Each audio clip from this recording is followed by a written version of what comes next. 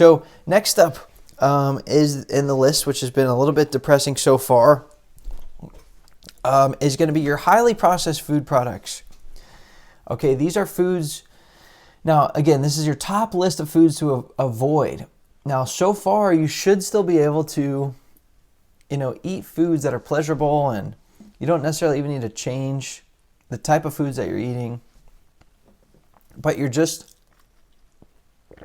cutting out, the chemicals, and you're going to use a regular food rather than a GMO food and stuff like that.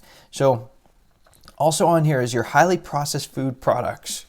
Now, basically, these are foods which, by the time they make it into the box or the bag, they're not really foods anymore. They've been so processed that broken down, reheated, preserved, processed, they don't really even resemble food anymore. But they are tasty, they have great textures, and they're very addictive, thanks to what the food industry has been doing to get you addicted to foods. So I know some of this is redundant because a lot of this stuff is sort of, these are no-nos from some of the other lists, right? Like they have GMOs, or they have a bunch of chemicals and preservatives in them.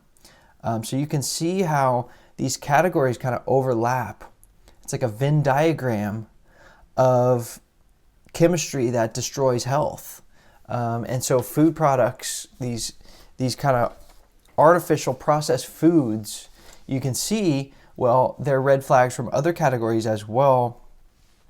But, the more you process a food, it loses any nutritional or energetic benefit that it had. Like, look at wheat flour. When it gets turned into white flour, it loses a lot of the original vitamins and minerals.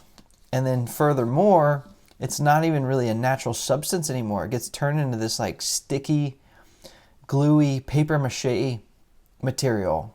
And that really becomes terrible plaque inside the intestines and everything. So it's not even a food really by the time you eat it.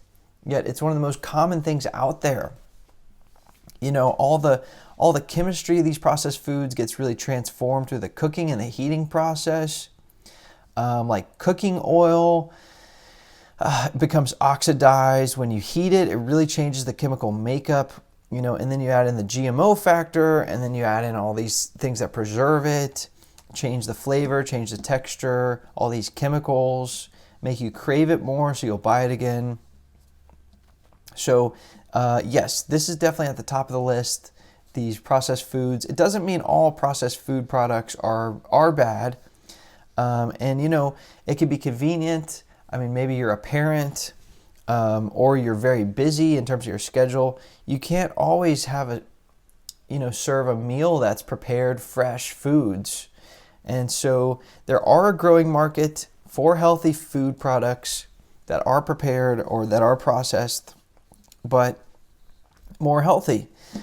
Just again, check the ingredient list if you're gonna buy these, and be aware of what's in there. And again, rapidregeneration.com/food, for some of these alternatives.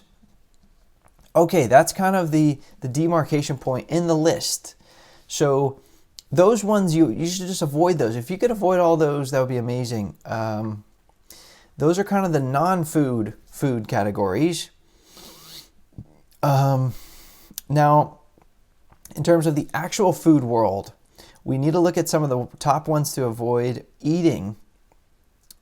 Again, I don't expect you to be 100% perfect. We can't all avoid all these things. Even to this day, I might eat something from one of these categories. And look at me, I'm still alive.